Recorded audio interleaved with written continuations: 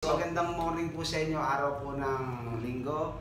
At ito nga guys, meron nga pala tayong gugupitan at ang gupit niya ay pang Loni Alonte rin. Pang Loni Alonte. Mainit kasi ang panahon ngayon kahit magtataglamig. Kaya ito guys, nag-request nga pala ang ating client. Ang request ng gupit ay basket number 8 din. Bali first time niya rin magpapagupit ng ganito guys. Sige guys, umpisa na natin magupit. Poncho tuloy ha. Okay guys, number 8 ho. Yan.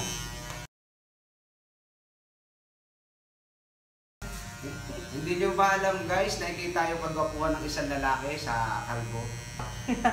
Diba? Katulad si Robin. Si Robin kahit anong gupit, bagay, kalbo, long hair, barbers, platap. Mga dabarkas, bagay na bagay kay Robin. Doon makikita talaga na ang isang kagapuan ng isang lalaki sa lahat ng gupit.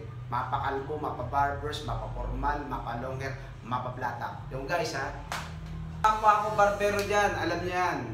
Ang kagapuan ng isang lalaki sa kalbo nakikita.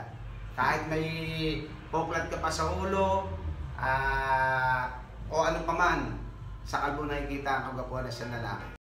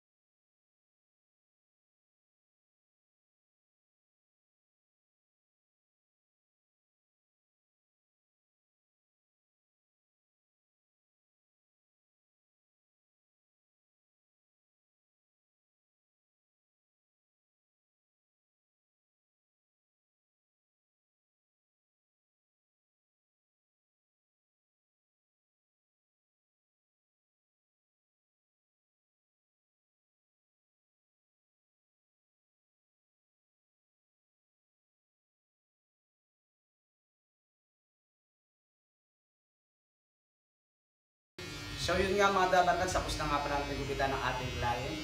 Ang request ng gupit ay Ronnie Alonte haircut mga dabarkas.